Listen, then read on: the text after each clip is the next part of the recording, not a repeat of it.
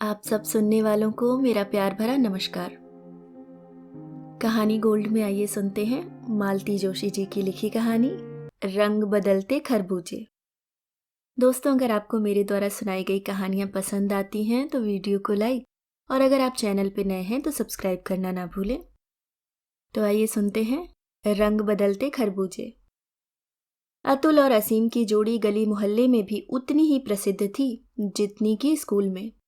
दोनों भाई रोज जब एक से यूनिफॉर्म, एक से स्वेटर और जूते पहन के निकलते थे तो देखने वालों के मुंह से बरबस निकल पड़ता, यह देखो राम लक्ष्मण की जोड़ी चली आ रही है। भाई तो थे ही, इसलिए रंग रूप मिलता जुलता होना कोई बड़ी बात नहीं थी। पर विधाता ने विद्या बुद्धि बांटते समय भी पक्षपात नहीं किया था। यूं तो दोनों की कक्षाएं अलग थीं। अतुल 9वीं में था और असीम 11वीं में, पर दोनों अक्सर परीक्षा में पहले 5 छात्रों में होते थे। पढ़ाई के अतिरिक्त भी वे सबके लिए आकर्षण का केंद्र थे। अतुल के गीतों पर सुनने वाले झूम उठते तो असीम का कविता पाठ सबको मोह लेता। स्नेह सम्मेलन हो या पिकनिक पार्टी, दोनों सब पर छाए रहते। दोनों के मित्रों की काफी बड़ी संख्या थी और अपनी अपनी टोली के दोनों सिरमौर थे। ऐसी थी दोनों भाइयों की जोड़ी। मम्मी पापा जिनके लिए गर्व से भर उठते थे, वे दोनों उन भाग्यवान बच्चों में से थे जो घर और बाहर सबकी आंखों के तारे होते हैं। फिर भी एक उदासी थी जो उनके मम्मी पापा पर अक्सर छा जाती थी। बात ऐसी बड़ी भी न थी कि शिकायत की जा सके, फिर भी सोचने को मजबूर कर देती थी। बात यह थी कि यह राम लक्ष्मण घर में प्रवेश करते ही राम रावण बन जाते। कब किस बात को लेकर वे झगड़ पड़ेंगे इसका कुछ ठीक न था। बचपन में जब यह लोग लड़ते थे तो मम्मी कभी पुचकार कर, कभी डांट कर और कभी कभी एक आध चपत लगाकर इनको समझा लिया करती थी। तब यह आशा बनी रहती थी कि अभी बच्चे हैं, थोड़े दिन बाद अपने आप समझ आ जाएगी। बच्चे थे कि बड़े होने पर ही नहीं आते थे। अब तो मम्मी के बीच बचाव करने का भी हौसला नहीं रहा था। अब इन लोगों में जंग छिड़ जाती तो वह चुपचाप एक कोने में बैठकर कानों पर हाथ रखे बस सुनती रहती। और फिर एक बार की बात हो तो कोई समझाए भी, यहाँ तो सुबह से ही चकचक शुरू हो जाती। बाथरूम में पहले मैं जाऊंगा, तूने मेरे तौलिए से हाथ क्यों पोंछे? यह तेल की शीशी तुमने खुली छोड़ी है। मेरा ब्रश तुमने जानबूझकर नीचे गिराया है। मेरी मेज पर तुम्हारी कॉपी क्यों आई है? तुमने मेरी कविता की कॉपी क्यों खोली? मतलब यह कि बीसियों बातें थी जिनसे झगड़ने का श्री गणेश हो जाता था। फिर उनकी कर्कश चीख पुकार सुनकर यही लगता कि हे भगवान, कब 11 बजे और कब ये राक्षस घर से विदा हूं। यहाँ तक कि रात में भी जब तक दोनों सो नहीं जाते घर में शांति नहीं होती थी। रेडियो पर बढ़िया नाटक आता रहता और दोनों अपनी अपनी पसंद का प्रोग्राम सुनने के लिए झगड़ते रहते। कई बार तो यह लड़ाई सिर्फ रेडियो के पास वाली कुर्सी को लेकर ही होती थी। अतुल देर तक पढ़ता रहता तो असीम की आंखों में रोशनी चुभने लगती। असीम पंखा चलाता तो अतुल का सिर घूमने लगता। कोई बात शायद ही ऐसी हो जिसमें उनके लड़ने की नौबत ना आती हो। बच्चों के स्कूल चले जाने के बाद मम्मी घूम घूम कर घर को साफ करने में जुट जाती। बच्चों के कपड़े, किताबें, तस्वीरें, सभी कुछ बेतरतीब पड़ा रहता और वह बिना किसी शिकवे शिकायत के उन्हें समेटती जाती। ऐसा करते हुए उनके मन में गुस्से की बजाय प्यार ही उमड़ता। दोपहर भर खटकर वह बच्चों की पसंद का नाश्ता बनाकर आतुरता से उनके आने की बाट जोहती। पर खाने की मेज पर आते ही चम्मच गिराने से लेकर चाय छलकाने तक किसी भी बात को लेकर बच्चों में झड़प हो ही जाती और मम्मी का उत्साह और नाश्ते का स्वाद जहां का तहां रह जाता। पापा शाम को थके हारे जब लौटते तो घर में ऐसा ही कुछ वातावरण होता। बच्चे खेल के मैदान जा चुके होते पर उन्हें जरा भी ख्याल न आता कि उन्होंने मम्मी का पूरा दिन मिट्टी कर दिया है। पापा से कुछ कहा नहीं जाता पर वह मम्मी का चेहरा देखकर ही सब जान जाते और एक लंबी सांस लेकर चुप हो जाते। खास खास मौकों पर पापा दफ्तर से आते हुए कोई बढ़िया सी चीज लाते, कैरम बोर्ड या क्रिकेट का बल्ला या छोटा सा बेंचो। इन वस्तुओं के लिए वे कई दिन पहले से योजना बनाते और कई कई तरीकों से बजट में इनको फिट करते। किताबों का तो उन्हें बेहद शौक था। भारत के पक्षी, संसार के मानचित्र जैसी पुस्तकों से लेकर कहानी की किताबों तक वह बड़ी खूबी से चुनते थे। उस समय उनकी आंखों में अपने प्यारे बच्चों की छवि तैरती होती, पर घर आते ही उनकी सारी खुशी हवा हो जाती। बच्चों के चेहरे पर खिले प्रसन्नता के फूल देखने का उनका अरमान धरा रह जाता। और उनके सामने होती छीना झपटी चीख पुकार और फिर मुंह फुलाकर दोनों बच्चों को बाहर चले जाना। बैठ कर खेलना या पढ़ना जैसे इन्होंने सीखा ही नहीं था। इन सब बातों से मम्मी कभी कभी बेहद थकान का अनुभव करती। दोनों के लिए एक से स्वेटर बुनते हुए उनकी उंगलियां रुक सी जाती। पापा कहते, कुछ दिनों के लिए न हो तो अपनी माँ के यहाँ हो आओ, कुछ चेंज हो जाएगा। मम्मी अपनी बड़ी बड़ी आंखों को और भी बड़ी करके कहती, इन शैतानों को यहाँ छोड़कर ना बाबा, किसी दिन एक दूसरे के प्राण ही ले लेंगे। बल्कि वह तो इतना डरती थी कि घर पर कोई मेहमान भी आ जाते तो बच्चों को भरसक बाहर ही रखती। डर लगा रहता कि कोई ऐसी वैसी बात न हो जाए, नहीं तो कितनी हंसी होगी कौन जाने। उस दिन भी ऐसा ही हुआ। नीलम आंटी आई थी उस दिन, पूरे 10 साल बाद मम्मी से मिली थी। मम्मी ने अपनी इस बचपन की सहेली को दिन भर के लिए बुला लिया था। दिन कितनी हंसी खुशी में बीत गया कि समय का पता ही न चला। मम्मी ने बढ़िया बढ़िया खाने बनाए थे। आंटी भी बच्चों के लिए सुंदर सुंदर उपहार लाई थी और सबसे प्यारी थी आंटी की मधु। दिन भर वे लोग उसकी प्यारी प्यारी बातें सुनते रहे। शाम को गपशप के बाद संगीत का प्रोग्राम बना। नीलम आंटी ने अपने पति के साथ एक पहाड़ी गीत गाया। उनकी इस पहल के कारण मम्मी को भी गाना पड़ा। गालिब की एक गजल सुनाकर उन्होंने छुट्टी पाई। पापा जी से जिद की गई तो उन्होंने ठेठ पंडिताऊ ठाठ में एक श्लोक पढ़कर सबको खूब हंसाया। अब अतुल की बारी थी। मम्मी ने आंटी को बताया कि अतुल अपने स्कूल का मुकेश है। तो नीलम आंटी और भी उत्सुक हो उठी और उन्होंने मुकेश की ही कोई चीज गाने का अनुरोध किया। अतुल अपना अभ्यस्त पोज बनाकर बैठ गया और कमरे में हरी हरी वसुंधरा नीला नीला ये गगन के स्वर घुलने लगे। असीम ने अनजाने ही कुर्सी की पीठ पर ताल देनी शुरू कर दी। ताल ज्ञान तो उसे था नहीं। उसकी इस बेताल हरकत से अतुल की आवाज कांपने लगी। एकाध शब्द एकाध सुर वह भूलने लगा और गीत जितने शानदार ढंग से उठाया गया था उतने ही दयनीय ढंग से समाप्त हुआ। लज्जा और अपमान से आहत अतुल चुप ही रहा। अब असीम अपने कविता पाठ का जादू दिखा रहा था। हास्य रस की ऐसी ऐसी कविताएं उसे याद थीं कि सब लोग हंस हंस कर दोहरे हो गए। अतुल के चेहरे का रंग उड़ने लगा। असीम की जीत में उसे अपनी हार नजर आने लगी। वह उठकर अंदर गया और रसोई में जाकर पानी पीने के बहाने उसने 2-3 गिलास गिरा दिए। बेडरूम की खिड़कियों को खोला और फिर बंद किया। 2 बक्से उठाए और फिर रख दिए। मेज को थोड़ा खिसकाया, उसके दराजे खोलकर कुछ टटोला, फिर एक झटके के साथ बंद कर दिया।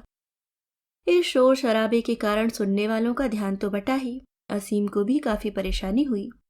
उसे मजबूरन कविता अधूरी ही छोड़ देनी पड़ी। गुस्से में दांत पीसते हुए तुरंत उसने अतुल की मरम्मत शुरू कर दी। अतुल तैयार ही बैठा था। सब लोग दौड़कर बीच बचाव न करते तो न जाने क्या हो जाता। मम्मी पापा शर्म से पानी पानी हो गए।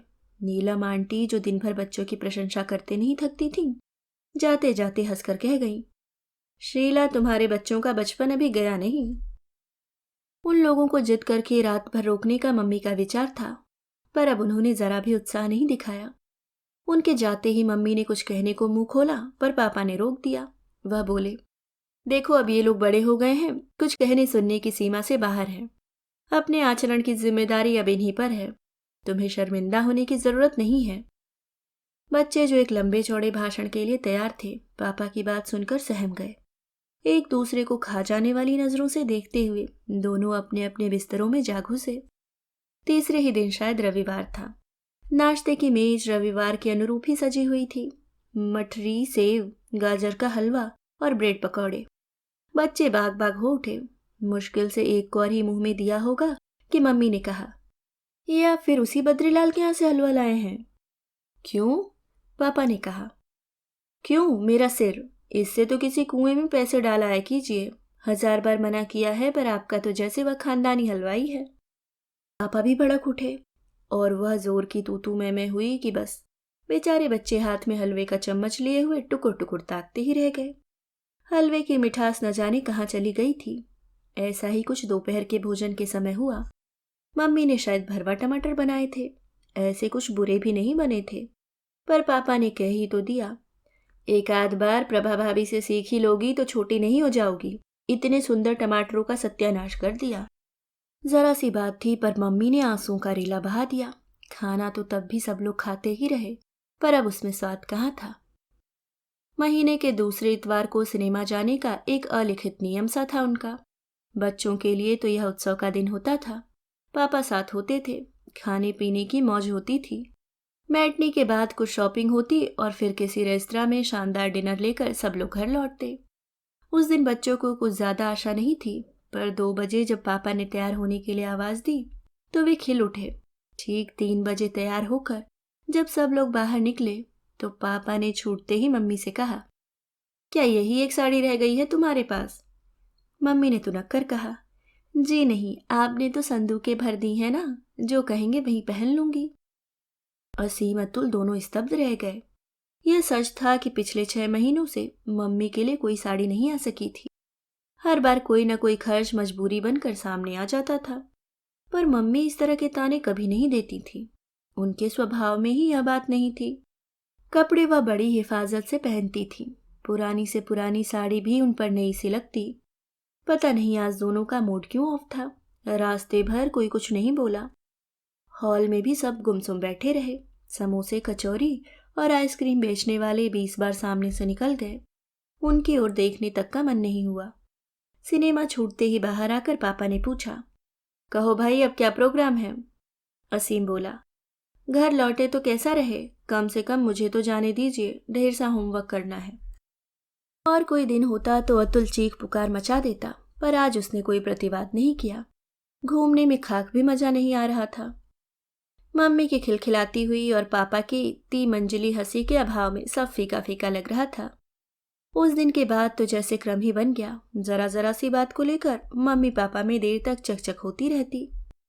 अंत यही होता कि मम्मी आंसू पोंछती हुई काम में जुट जाती और पापा लाइब्रेरी की कोई किताब लेकर आराम कुर्सी में धंस जाते।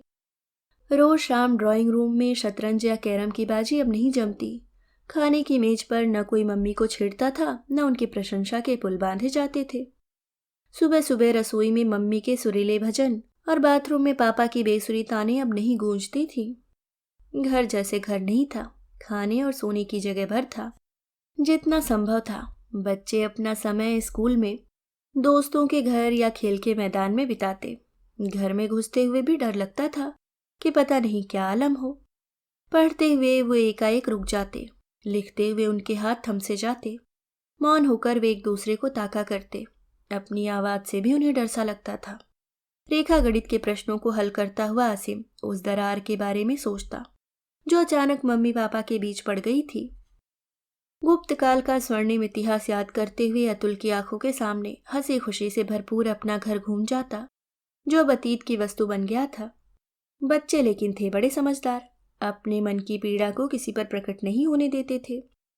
इस बार असीम ने अपनी सालगिरह घर पर नहीं मनाई। नाश्ते का सामान लेकर दोस्तों के साथ वह नेहरू पार्क चला गया। अतुल के मित्र योगेश की मौसी आई थी। योगेश की मम्मी ने कहा कि वह मौसी को लेकर मम्मी से मिलने आएंगी, तो अतुल ने मम्मी की बीमारी का बहाना बनाकर उन्हें रोक दिया। रास्ते में कोई परिचित भी मिलता तो वे भरसक उनसे कतरा कर निकल जाते, जिससे घर के बारे में कोई बात न हो। असीम की परीक्षाएं सिर पर थी। घर पर दोस्तों के जमघट से बचने के लिए उसने खुद ही एक मित्र के यहाँ रोज पढ़ने जाना प्रारंभ कर दिया, जिससे घर और भी सोना लगने लगा था। अपने मित्र का घर उसे स्वर्ग के समान लगता और वह सोचता, इंसान चाहे तो थोड़े में भी कितने आनंद से रह सकता है, पर इन बड़ों को कौन समझाए। उस दिन रात वह 11 बजे घर लौटा तो एक मित्र भी साथ था। असीम की केमिस्ट्री की कॉपी से उसे कुछ पॉइंट लेने थे। दरवाजे पर आते आते ही उसने मम्मी पापा के कर्कश वार्तालाप को सुना और वह शर्म से लाल हो उठा। दोस्त समझदार था, हाथ दबाकर बोला, अच्छा असीम, अब देर हो गई है, कल तुम लेते आना। असीम का मन क्षोभ से भर उठा। मित्र को विदा देने के बाद भी वह बुत बना दरवाजे पर खड़ा रहा। घर में पांव देना भी उसे जहर मालूम हुआ। पता नहीं कैसे आहट पाकर मम्मी बाहर आई तो बोली, अरे बाहर क्यों खड़ा है? और प्रफुल्ल आया था ना तेरे साथ, क्या वह गया? अपमान से असीम की आंखें भर आई। स्वर में कटुता भरकर वह बोला, आया तो था, पर आप लोगों की आवाज सुनकर लौट गया। फिर और हिम्मत करके बोला, कम से कम इतना ध्यान तो रखा कीजिए कि सड़क तक आवाज ना पहुंचे। मम्मी ने कुछ नहीं कहा, तेजी से अपने कमरे की ओर चली गई। असीम अपने कमरे में लौटने ही वाला था कि मम्मी की खिलखिलाहट और पापा के ठहाकों ने उसे चौंका दिया। अतुल भी कमरे से दौड़ा दौड़ा आया और टकराते टकराते बचा। फिर दोनों दबे पांव एक दूसरे का हाथ थामे मम्मी के कमरे की ओर गए। देखते क्या है, पापा हंसते जा रहे हैं। माय डियर शीला, भाई तुम्हारा जवाब नहीं। वाह, खूब एक्टिंग करती हो। क्या खरबूजों को देखकर खरबूजे की तरह रंग बदलता है? मम्मी लजाते हुए कह रही थी। और आप भी तो कुछ कम नहीं हैं। हाय राम, किस कदर चिल्लाते हैं कि। लेकिन अब बस कीजिए, बच्चों के सूखे मुंह मुझसे नहीं देखे जाते। अभी आप असीम का चेहरा देखते तो बेचारा। अतुल ने असीम की ओर देखा, दोनों की आंखें मिली, चेहरे मुस्कान से भर उठे। फिर असीम ने एकाएक अतुल को गले से लगा लिया। अभी आप सुन रहे थे मालती जोशी जी की लिखी कहानी रंग बदलते खरबूजे। अगर आपको कहानी पसंद आई हो तो वीडियो को लाइक ज़रूर करें और इसे छोटे बच्चों को ज़रूर सुनाएं। धन्यवाद।